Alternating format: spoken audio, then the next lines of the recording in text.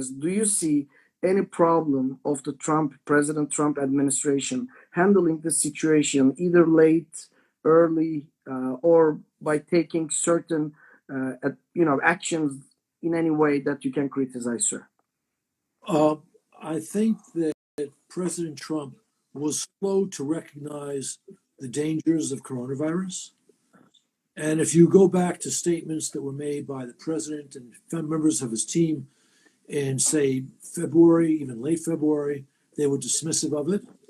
And then they made a sharp change for the better within some time by the second week in March. And so some time was lost there. But it's also true that Trump did something very, very important, very good in January when he stopped flights coming in from China, and then a little bit after that when he stopped flights coming in from Europe. And his political opponents criticized him for that. So we need to recognize that. I think President Trump has also been a little bit slow mobilizing the power of the federal government to ensure that Americans had the necessary equipment to deal with the crisis, with ventilators especially, masks and tests especially. But there too, his performance got better as things went forward. But certainly he can be criticized for a slow response and not utilizing all the powers at his command initially. But I don't want to uniquely criticize him. Again, those who criticize him from across the political spectrum thought that he was wrong to stop the flights coming in from China and Europe. And in that, he was profoundly right. So, election is coming. So we have how many months? 6 months till November? Almost. Yes. Something like that. Now, let me tell you something. As an American government and American history expert that I spent my entire life on this, I witnessed and I read a lot of elections, right? President Trump's first election was a little bit unique because since we start counting on the effects of the polls and political analysis companies, they had been pretty accurate lately. But unfortunately, I don't want to say unfortunately for Mr. Trump, it's fortunate actually. But when you look at the polls and the political analysis, almost everybody failed to predict his success in the primaries plus the general elections. That's a different story. Now, when we were looking at the polls right before the coronavirus and right after the impeachment process, so I'm talking about February, the beginning of Marchish, due to the effect of the economy and all the pluses Donald Trump had, still, if Joe Biden would have been the candidate, he would have a chance, according to the polls I'm talking about. And the date I'm talking is around February to March. Even Elizabeth Warren or Bernie Sanders had an advantage against President Trump. Anyhow, now we don't have to talk about the other candidates. We are talking about Joe Biden now. Now, again, when I'm looking at the polls, it varies from 9% to 2%. Maybe just Fox News had it just, tie. But mainly President Trump, according to the polls, once again, I'm underlining the word, is losing, right? But we always see, especially when we had the experience of the last election, he can close this gap and do something and, find out his path. But due to his greatest advantage was the economy and supposedly the security issues. Now, after the coronavirus, the possible unemployment rates going really harsh down and all these things, when you consider them together, plus the Biden's already 6-7%, let's say 3-4% ahead in the polls, how do you foresee the upcoming election, Mr. Ambassador? If you had to make a prediction today, I think that most people would say that Biden would win. But this is a very, very unusual year. And before coronavirus, the economy was doing splendidly. Unemployment was at historic lows. And that was a huge asset for Trump. What I'm about to say is a bit unusual, but I'll stand by it. I don't think that the hit that the economy is taking from coronavirus by itself hurts Trump. I think most people understand this is well beyond the powers of any one individual or any whole government. But as we already discussed, Trump's performance during this period with coronavirus has not been strong. I'm not saying it's terrible, but it has not been strong. I think on balance, that is a bad thing for him. It's going to hurt him some in the election. But it's still much too early to say that the election's decided. I think nominee Biden is going to have his own vulnerabilities dealing with coronavirus, given the fact that he was making politically correct statements about singling out China as the origin of the virus, which was just plain silly, but very much consistent with what his party's most active members insist upon. But I think with the majority of Americans, that does not go over very well. And of course, there are other things where the Democratic Party, especially during the primaries, all the nominees were saying things far to the left of where the American people are. So this will be a vulnerability for him in the election. A lot of people from the Republican side keeps on saying the war presidents has an advantage in the elections. And Mr. Trump considers himself as a war president, as you know, and as you heard from his statements too. So do you consider, from the public view of American people, and American voter especially, do you consider this is doable from the, point of view of Americans, that they consider Trump as like a Vietnam War or Iraq War or, Second World War president? Or do they consider it, do you think, especially I'm asking this question for the independent voters, obviously, Right. The swing votes I'm talking about, not Democrats, not Republicans. Do you think that situation gives an advantage to President Trump for the independents? I think we first have to qualify what we mean by a war president, or to parse it into different categories. Certainly, at the start of wars and during successful wars, presidents enjoy a serious political advantage. But when wars drag on and when wars do not seem to be successful, being a president becomes a liability. The war is a liability for a president running for re-election. I think President Trump enjoyed an initial bump in his ratings, especially when he began his press conferences after he turned very serious in addressing the coronavirus. But I believe over time, especially towards the last few weeks, some of the things that President Trump said during those briefings did not look presidential, to be polite, and his ratings began to decrease. So I would say that on balance, coronavirus has not been a plus for Trump. Now, if sometime in the next 2 or 3 months, the U.S. develops a vaccine, maybe Trump would benefit from that. And he'd be seen as the president during a successful fight against a major challenge. But barring that, I don't see any real plus for him, and there may be some minuses for him. Mr. Ambassador, I don't know what's your personal view on the question that I'm going to ask, but I'm slowly going to end the domestic politics after this question. Then I will keep on moving to international issues more. But last election, I think Donald Trump didn't win alone. Also, Madam Secretary Hillary Clinton lost too. Now, maybe people who has been listening us might say that, of course, one of them win, the other one lose. What I mean is, according to our analysis, why we failed, the question as political scientists who have been dealing with American politics, why we failed. When we ask ourselves the question, we focused too much on Donald Trump, but we didn't focus on Hillary Clinton, that she couldn't get even half of the votes she was expecting from President Obama, right? So she was not that popular as much as we thought, or we pretty much didn't focus on her. And at the end of the election, President Trump didn't win, but she also lost big. So now, when you consider the candidates in 4 years between each other, Hillary Clinton and Joe Biden, how do you see the advantages, disadvantages, pluses, minuses? Also, do you consider Biden is a more powerful and a better candidate than Clinton? If that's the case, why?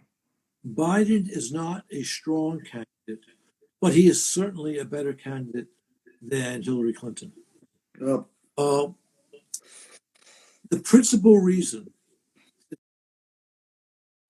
of working class Americans, especially working class white Americans, we all know that she won the popular vote, but she paid very little attention to the key states which swung the 2016 election for Trump.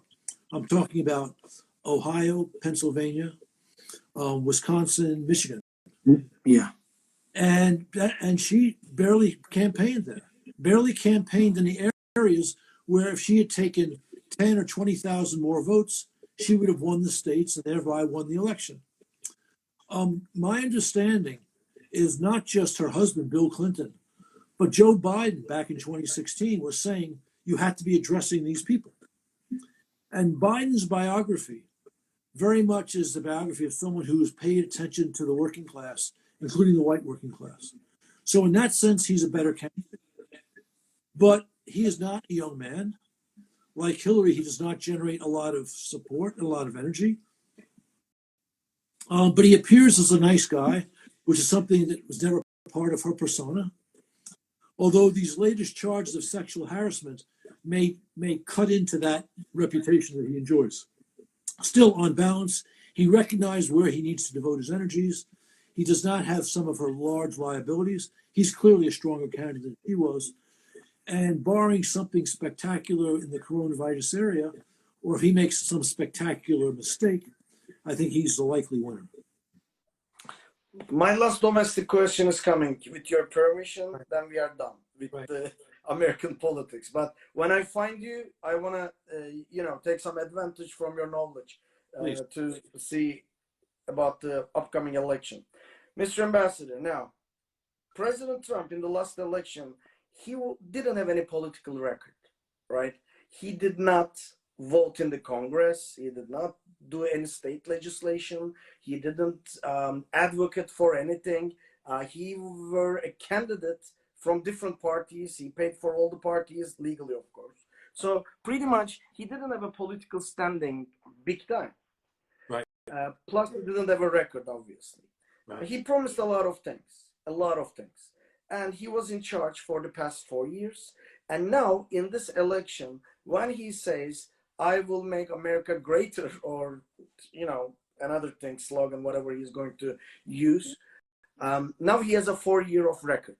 Now, do you think that record, I'm not talking about being president and advantages of being president. I'm talking about that record, the promises he gave to a lot of people. Do you think it is going to give him even slight advantage or disadvantage? If we had never heard of COVID-19, I would have said his record was going to help him in the election. He has produced, until this pandemic, a major economic program with unparalleled unemployment and strong growth.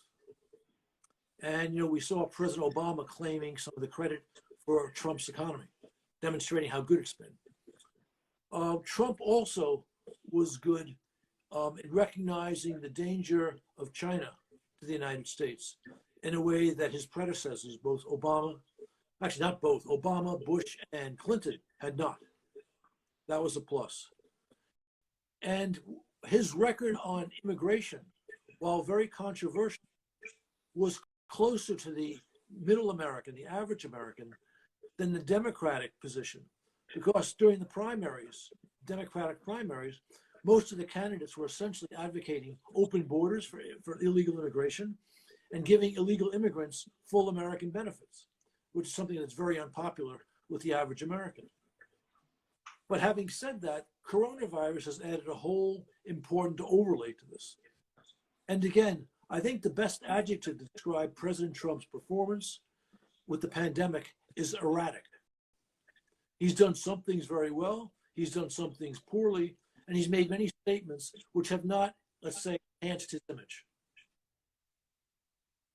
Okay, now you mentioned China. Let's fly a little bit out of the United States. For the past almost not the very first year, but actually also he started talking about it in the second half of this first year, but let's say the past 3 years, President Trump is always considering China like the old Soviet Union. So if somebody is dealing with American foreign policy, you see that the same terminology starts shifting from Soviet Union during the Cold War to China now, right? And everybody had been talking about the trade war, etc., etc.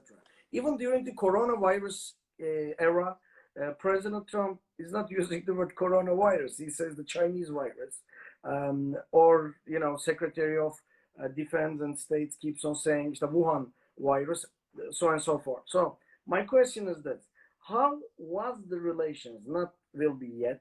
How was the relations during Trump administration with China? But I'm not talking about the rhetoric. I'm talking about official actions. What do you think had changed? And especially if he gets elected again, Okay. what is going to be the path through China? There's one important change that Trump introduced to our China policy. He recognized that China represents an economic threat to the United States, and that China has taken advantage of the lax terms by which we permitted its entry into the global economy and into relationships with us to take advantage of us, to both persuade American companies to provide technology, but also to steal technology on a massive scale. And so this was an important recognition, and he began a policy to counteract it. And this policy is not controversial now. Democrats also, while they don't give Trump credit, they also speak in the same fashion about China.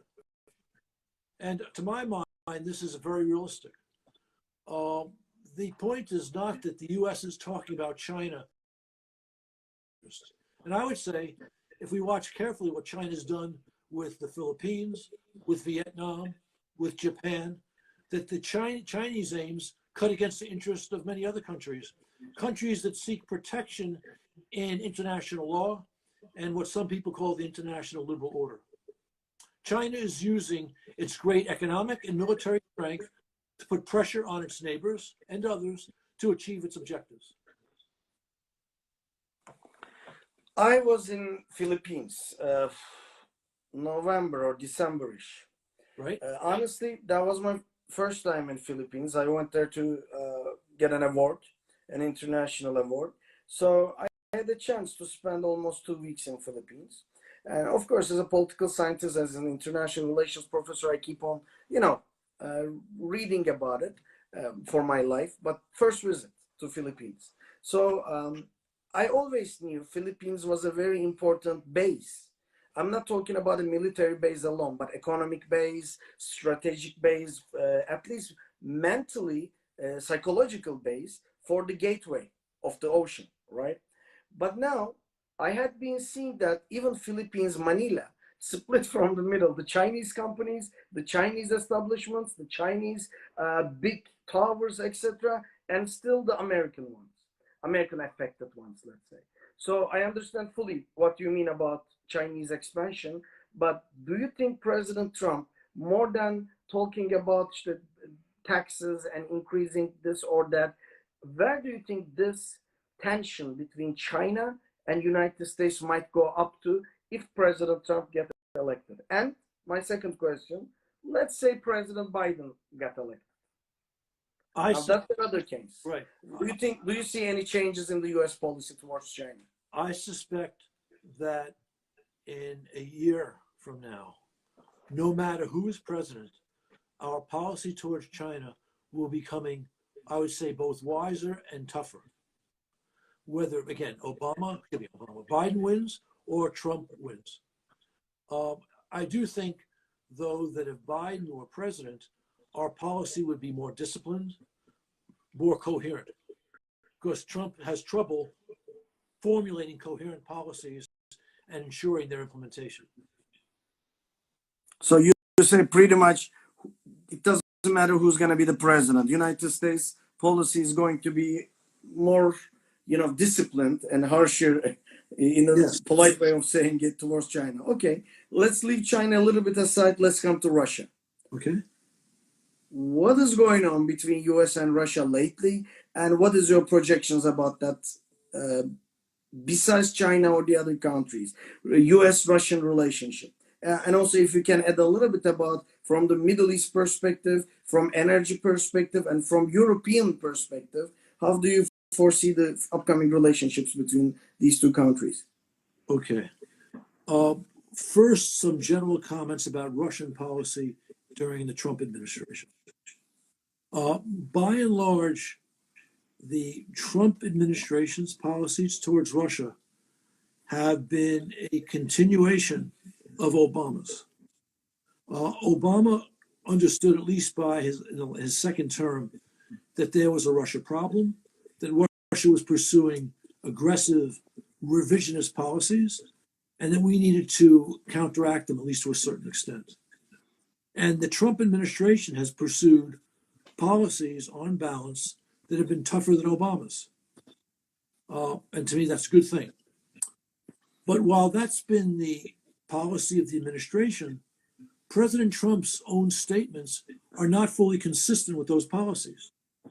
He seems to always find a word of praise for President Putin and for Russia. And the tough guy image that he likes to project does not exist in his relationship with Putin. He seems like a pussycat in his relationship with Putin. And we saw that at the Helsinki summit 2 summers back, sad to say. But again, despite that, the policy of the administration has been pretty good, pretty strong. And I think that is going to continue. Now, at the present time, you had this unusual Russian US statement regarding the end of World War II that was pretty much run out of the White House. And that statement was everything the Russians would have wanted, in acknowledging their role in the end of the defeat of Nazi Germany and ignoring the role of others who were fighting in the Soviet armies. And for example, while the Kremlin loves to talk about how Russia suffered most during World War II, in fact, the Jews suffered the most, but after them, the Ukrainians and the Belarusians suffered more than the Russians. And the famous picture of the Soviet and the American soldier shaking hands on the Elm, that was actually a Ukrainian soldier, not an ethnic Russian. So you had that statement, which was everything Putin would have wanted. But then just this week, you had a statement signed by the United States and a host of Eastern European countries that came out of the State Department that was excellent in noting not just the victory of ending Hitler's reign, but the tragedy that ensued after World War II for the countries of Eastern and Central Europe, meaning the Soviet occupation. So that's in a brief snapshot the peculiarities of the administration's policy towards Russia. Now, there's a lot of talk about some sort of rapprochement between the United States and Russia in this age of coronavirus. I don't expect that to happen because Moscow continues the war of aggression in Donbass. Moscow continues its support for the Assad regime to counteract American policy and work against American interests around the world, and not just American interests. I think there's greater realism, not just in Washington, but also in Brussels and Berlin and other European capitals about Putin's aims, which is one reason why sanctions have remained in place for Moscow's war in eastern Ukraine, now for 6 years, for almost 6 years. And again, I don't see much change. There may be some new nuances, but the basic policy in the United States and in Europe towards Kremlin revisionism will remain in place. If the relationship with US and China will go harsher, where do you think Russia is going to stand? Just watch the scene and say, guys hurt each other, I will, just eat my popcorn and watch the movie? Or Russia is going to back up, obviously, either one side? No, clearly under Putin, Russia has become a partner, a junior partner to China. And that's because Mr. Putin mistakenly sees vital Russian interest in keeping Ukraine under its thumb, a result that we don't consider acceptable. And if for that matter, the EU and NATO do not consider acceptable. But in doing this, Russia is making itself very much a yes man to the Chinese. And Moscow has serious interest in East Asia that it is ignoring as it pursues, I would say, a unintelligent anti-Western policy, a policy that does not suit Moscow's interests. Even though you mentioned Ukraine and you talked about it a little bit, but I value certain countries. Like I'm a Turkish man, but now I'm trying to look from the academic point of view. I consider some countries in the world so important for the balance of power, for the balance of the world. One of them is Ukraine. Why? Because it's right on the border of Europe and the Asia. I'm not talking about Turkey alone, also Ukraine. And you know what? Egypt is one of the important factors that I consider from north to south. And we can keep on talking about these countries. But my specific question is going to be about Ukraine. I know you had been working about Ukraine, talking about it a lot. So I would like to dig the Ukrainian issue a little bit more. How do you foresee the future of Ukraine on the basis of United States and Russian, clash over there? Oh, it's a good question. Ukraine is a large country in terms of territory, in terms of people, and Ukraine deserves the right to choose its own future, how it organizes at home, its international friends and alliances. And right now, Moscow is fighting a not so covert, multi-spectrum war in Ukraine to prevent Ukraine from developing closer relations with the EU and with NATO.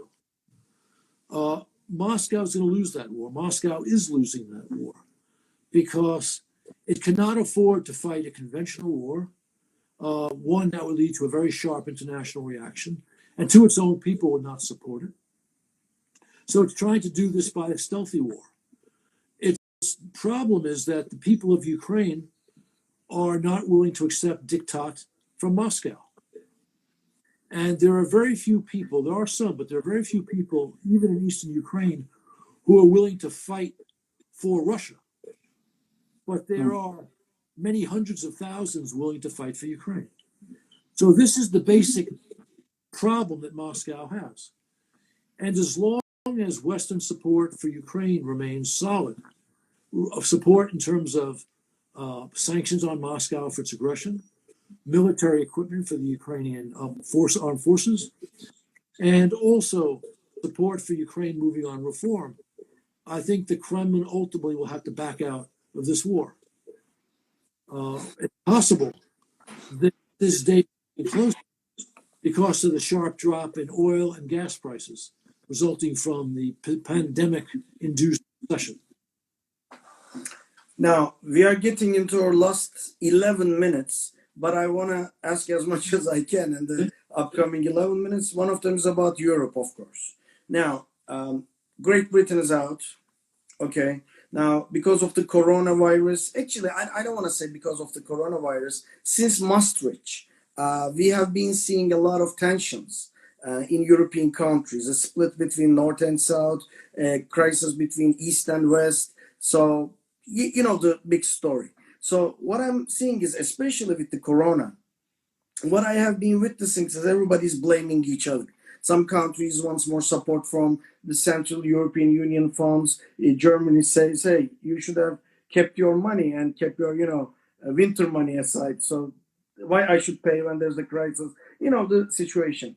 When you consider Europe, besides United States, Russia, or any other extra regional, it's clear that well before coronavirus, there were serious strains within the European Union. The pressures put on the EU via the massive immigration coming from the South was the principal cause. And I would say that the leaders in Brussels and also Berlin were kind of tone deaf to the political concerns being voiced by many of the other members of the EU. In the same way that both political parties in the United States 5 years ago were tone deaf to the concerns of working class Americans, which is why Trump won the election in 2016. But I think it's premature to say that the EU is in a period of decline. The problems I've just described clearly have led to weakening within the Union, the exit of the Brits, although an exit which has not quite been finalized. And the point is that the EU developed in response to common challenges that can be better addressed in unity. And most of those challenges remain. And therefore, the benefits of unity remain. It's just we're working through a rough patch where the differences within the Union need to be fixed. And I suspect they will, if not be fixed, at least managed, so that in 2 or 3 or 4 years, we will see less disharmony within the EU than we see today. Oil. Now, one of the most important issues and the hotshot topics of our day. Now, we never expected oil prices go that down. Obviously, United States' situation changed in the past 15 years about the way US is approaching with oil, being from the highest exporter to now, becoming the producer of oil, one of the number one producers of oil all over the world, but the prices are down. Now, interestingly, some energy analysts that I spoke in this school, like we did yourself, from Caucasian area, from big companies, and also from Europe, especially from Germany, Italy, Spain, and even from United States, some energy experts, interestingly say that this is happening because of kind of a chess game between United States and Saudi Arabia. Now, when you look at the situation, Saudi Arabia, from a political sciences point of view, cannot be so comfortable in the region against, especially Iran and the other factors besides the help of United States. If US is not backing up Saudi Arabia, it is not going to be so comfortable against the Iranian problems. But if that energy experts keeps on saying it's going to be a clash between United States and Saudi Arabia because of the oil prices, oil production understandings, it is going to cause problems. Now, first, do you agree with this? Second question, where do you see the oil challenge keeps on going? And then third one, which I value this a lot, Iran and Saudi Arabia, where this tension is going to carry us. Okay. First, if you're looking at oil markets, there are 2 big factors at play. One is, oil is a boom and bust industry. And right now we're in a bust. And the reason for that is not because of shale oil in the United States. It's not because of war, of hostility between Iran and Saudi Arabia. It's because of coronavirus and the shutting down of the global economy and the massive drop in demand for oil. So that explains why oil prices are in the 20s and threatening to go down to the teens and even the low teens. Now, the second big issue, and that drop in oil prices is not by itself a source of tension between the US and Saudi Arabia. The second big issue is American ingenuity, which made a profitable shale oil business. And that is a point of contention between the US and Saudi Arabia, because obviously American ability to produce shale oil once oil prices reach $40 or $50 a barrel means that there's a limit on how far oil prices can go up, which is to the disadvantage of Saudi Arabia and to the advantage of all countries that rely on imported oil. But Saudi Arabia has enough oil at even a low price to take care of its basic needs. And so the fact that the US is now the greatest producer of oil, thanks to the shale revolution, raises issues between Riyadh and Washington, but issues that can be managed, need not lead to hostilities. So that's the basics. On Iran, and the U.S. retains a great interest in the stability and prosperity of Saudi Arabia. We understand that the large Saudi export of oil is critical for maintaining global economic stability and global prosperity. So there our interests align. And similarly, we've always been, certainly for the last 60 years, which takes us back to 1960, we have been a guarantor of Saudi stability, sovereignty, and territorial integrity. And that's not going to change, even if we disagree somewhat over oil because of shale. And that includes in the Saudi-Iran confrontation. Specifically, besides United States, Saudi Arabia and Iran. They have been traditional rivals, especially. And there's always been a Shia Sunni rivalry. There's always been has added a specific religious dimension beyond Sunni Shia following the Khomeini revolution in 1979. There was, I said, sort of a cool understanding between the Saudis and the Shah of Iran, but that became open hostility when Khomeini took over, a hostility that never really went away.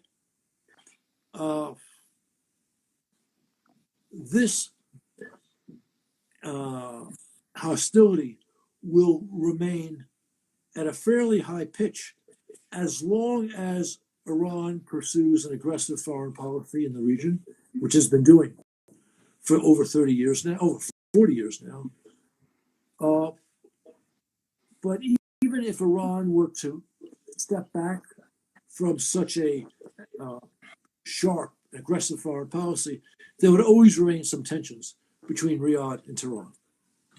Ambassador, we are getting into our last question. We are done with 45 minutes. As whenever we are talking with you, we don't understand how the time goes by. It's always so beneficial, so informative. Thank you very much. But we started with domestic politics. Now let's come back to domestic politics to end it. Now you're an ambassador. You are working in one of the top organizations like Atlantic Council. You have a great, past in different positions, but you're a citizen of United States. So I'm asking this question to you, not to Ambassador John Herbst, but I'm asking this question to a citizen of United States. Now, everybody, because the people who are watching us right now, my students from Turkey mainly, and we had been hearing a lot of things. Obviously, I had a chance to talk with you and the other colleagues for years about these issues, but we had been seeing Obamacare plan was going to cover almost everyone in United States about these kind of situations. But when President Trump came into office, by using his executive power, some legislative cuts, he did something to the Obamacare, and somehow Obamacare is not around anymore, right? In a way. I don't want to say fully gone, but you know what I mean. So long word short, when we look at the situation that the United States is living right now, do you think if Obamacare was fully active, was there going to be a difference in the health system? Or what President Trump did, do you think it is going to affect him in his elections? Or regardless what the results of the election is going to be in the future, is he going to be remembered as the man who left people without any kind of health insurance against the corona? If that's the case, of course. On Obamacare, Obamacare has become has been limited over the past 3.5 years. One, as you say, because President Trump took some measures to limit its application, but two, because some aspects of Obamacare were declared unconstitutional in courts, and so the courts, which is not Trump's doing, played a role here. Obamacare is not, you present it as an unvarnished positive development, whereas in fact it's still controversial in the United States. But it is true that when it was introduced and during the Obama administration, Obamacare was unpopular with the majority of Americans.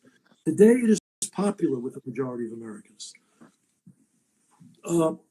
Trump will certainly appear in history as someone who operated against Obamacare, Whether that policy will have an impact or a negative impact on his election chances, I'm just not sure. I just don't know the answer to that. Thank you so much. Thank you. Mr. Ambassador, better. We will get rid of this coronavirus, and in January again, I will come to your office with my students from Turkey. And as you have been so kindly hosting us for years, we would like to visit you again. Thank you very much, and best wishes to your family and to yourself. Thank you, sir. Stay safe and healthy. Have a great day. You too. Evet, değerli arkadaşlar, Atlantic Council